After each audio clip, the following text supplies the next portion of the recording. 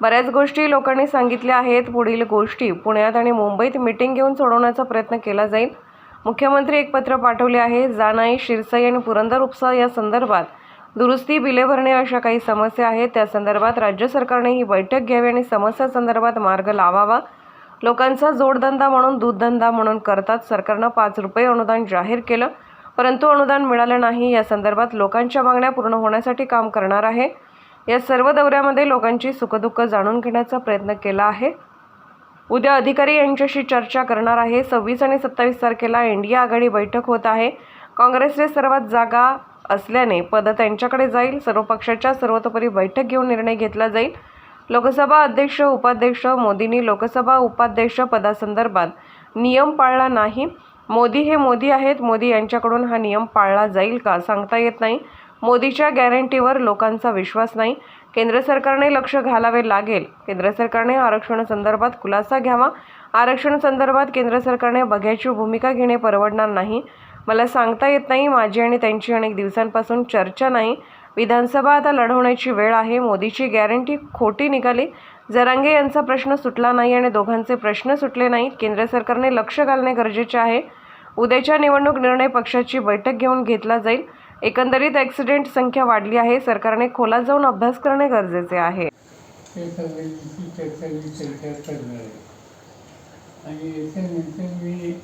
मुख्यमंत्र्यांना एक पत्र पाठवले. त्या पत्रामध्ये जानाई, शिरसाई, पुरंदर विषयी या दोन अत्यंत महत्त्वाच्या आणि दुष्काळी भागाला काही ना काहीतरी न्याय देणाऱ्या अशा योजना आहेत आणि त्याला मान्यता देऊन फार वर्ष झाली. त्याची मान्यता दोन्हीची माझ्या सैनी झाली, माझ्याच उपस्थिती झाली, त्यामुळे राज्यात होतं. पण त्याच्यामध्ये काही ठिकाणी दुरुस्तीची गरज आहे, काही ठिकाणी एक्सपान्शन करायची गरज आहे, काही ठिकाणी बिलं भरण्याच्या संबंधित प्रश्न आहेत. याच्यात काही गोष्टी धरणाच्या आहेत आणि धरणाच्या ज्या गोष्टी आहेत त्याचा निकाल हा राज्य सरकारच्या पातळीवर होतो. आणि म्हणून मी मुख्यमंत्र्यांना पत्र पाठवले की या संबंधीची बैठक घ्या. त्या पत्राची प्रत दोन्ही उपमुख्यमंत्र्यांना पाठवली आणि मुख्यमंत्री ठरवतील त्या दिवशी त्यांच्या अधिकाऱ्यांच्या सह ही बैठक मुंबईला लावावी अशी माझी विनंती. मी टेलिफोनवरही त्यांच्याशी बोलणार आहे आणि उद्या गेल्यास त्या बैठकीच्या नंतर या दौऱ्यात जे काही माझ्या कानावर आलं पण ते पुरंदरचं असेल, पुरंदर तालुक्यातील प्रश्न फार आहेत, इंदापूरचे आहेत, बारामतीचे आहेत, दौंडचे आहेत. ते 4 भागाचे प्रामुख्यानं जे काही इश्यूज आहेत ते त्यांच्यासमोर मांडले जातील आणि त्यातनं काहीतरी आणखून निर्णय घ्यायचा प्रयत्न हा माझा. तर या दौऱ्यामुळे या सगळ्या गोष्टी स्पष्ट झाल्या.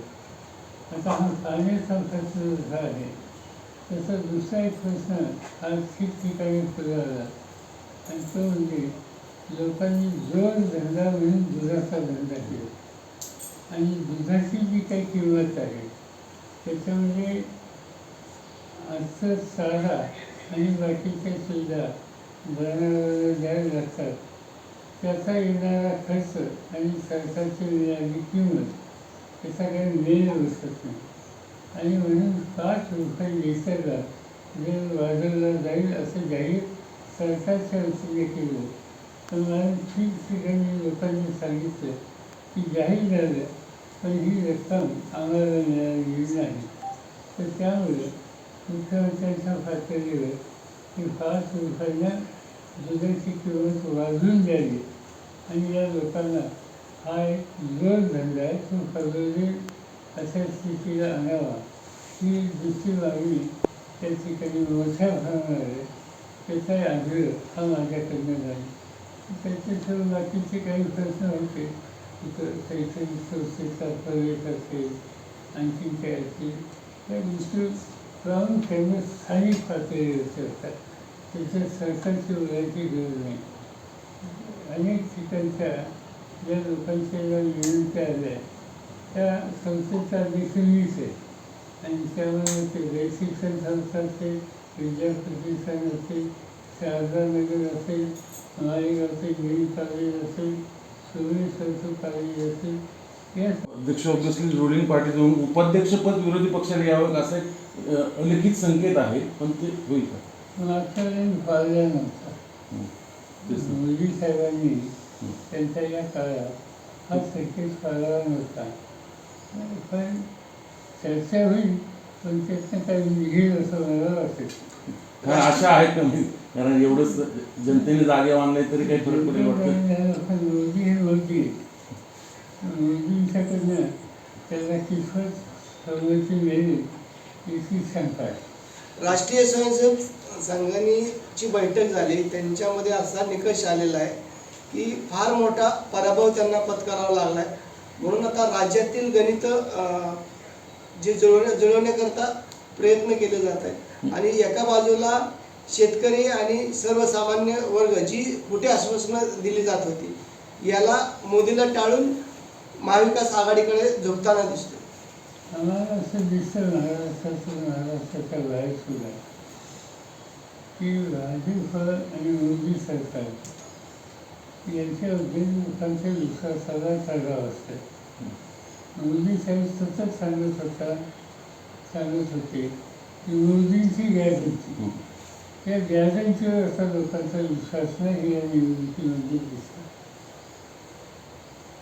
सर, दुसरं असं, राज्यात ओबीसी आंदोलन जोर धरतंय, म्हणजे जसं जरांगेंचं आंदोलन झालं त्याला काउंटर म्हणून आणखीन काही एक अनरेस्ट आहे, विशेष करून मराठवाड्यामध्ये.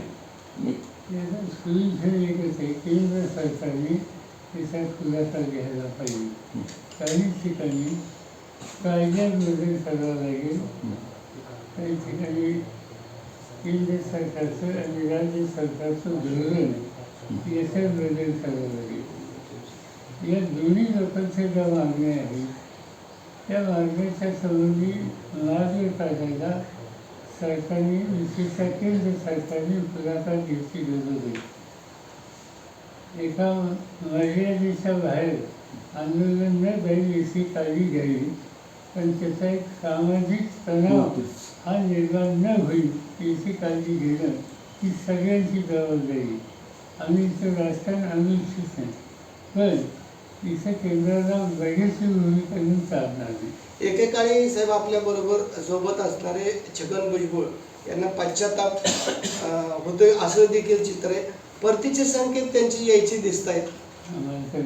ते म्हणतायत मी राष्ट्रवादीसोबत आहे पण दादांसोबत नाही. या विधानाचा अर्थ काय घ्यायचा नेमका? सांगता येत नाही. त्याच्या पार्श्वभूमी काय ते असं का म्हणतात, माझी त्यांची काय व्यवस्था सामान्य घेत नाही, त्यामुळे मला माहिती. काही संपर्क त्यांच्याकडनं एवढ्याचे?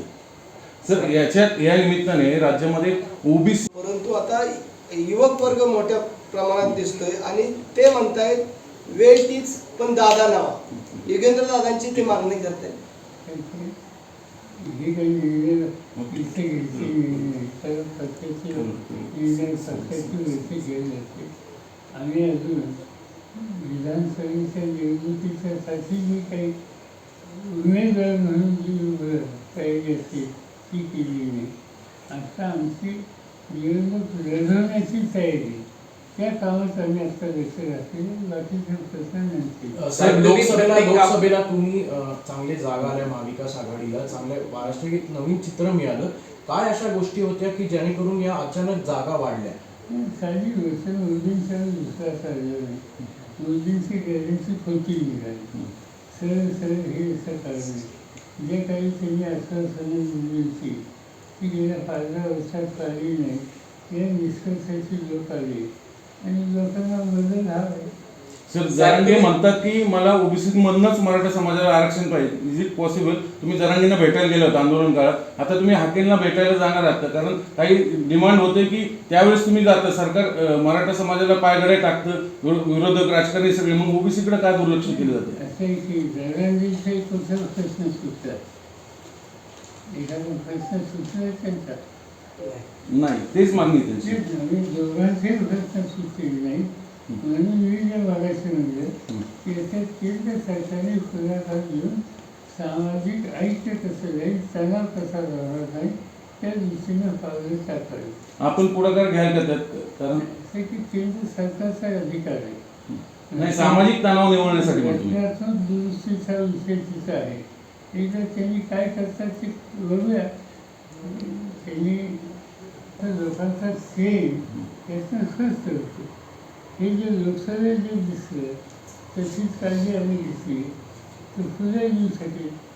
लोकसभेची निवडणूक झाली आणि आम्ही 30-31 जागा जिंकल्या. तुम्ही विधानसभेचे जे मतदारसंघ बघितले ते 155 मतदारसंघामध्ये आम्हाला लोकांचा विजय झालेला आहे. 288ची विधानसभा त्याचे 155 लोक मतदारसंघात विरोधकांना बहुमत मिळतं. याचा अर्थ उद्या त्याला विधानसभेत लोकांचा मूळ काय हा स्पष्ट होतो. त्या दृष्टीनं पावले टाकणं आमची जबाबदारी. साहेब, राज्यामध्ये हिट अँड रनच्या प्रकार वाढत चाललेले आहेत. पोलिसांचं त्याच्यावर लक्ष नाही असं दिसतंय आणि 3 दिवसाला हा प्रकार उघडकीस येतो. की सध्या 2 गोष्टी सारख्या दिसतात. एक व्यक्तिगत हानी आणि दुसरं ॲक्सिडेंट. या ॲक्सिडेंटची सुद्धा संख्या फार वाढलेली, रोज वाढली आणि याचा अर्थ राज्य सरकार राज्याने सुरक्षता दाखवण्याच्यासाठी आणि इथे जे ॲक्सिडेंट्स होतात त्या संदर्भातील एक नियंत्रण ट्रॅफिकवर, स्पीडवर वगैरे हवं आहे. त्या सगळ्या गोष्टीच्यामध्ये दुर्लक्षित केलेले त्याची किंमत दुर्दैवाने झाली आहे. शक्तीपीठ हायवेला जो प्रकल्प आहे त्याला प्रचंड कोल्हापुरात काल मोर्चा निघाला. निश्चय मी काही त्याच्या खोलात गेले नाही, पण त्याला विरोध करणारे लोक ते उगीच विरोध करणार नाही. त्याला काही कारण असेल त्याच्या खोलात जाऊन या रस्त्याचा आग्रह सरकारचा का आहे तो ते सगळ्यांना समजून सांगा. परीक्षांच्या गोंधळावर सुरू आहे नीट आणि आणि वाढवण मंदिराचा एक विषय. हाकेंना भेटायला जाणार सर आपण? हाके आंदोलनाला उपोषणाला बसले ते. केंद्र सरकारने दोघांच्या सामाजिक तणाव हा कमी करण्याची काळजी घ्यावी. त्यासाठी केंद्र आग्रह करणं आमची भूमिका आहे. 152 दिवसात 143 शेतकऱ्यांनी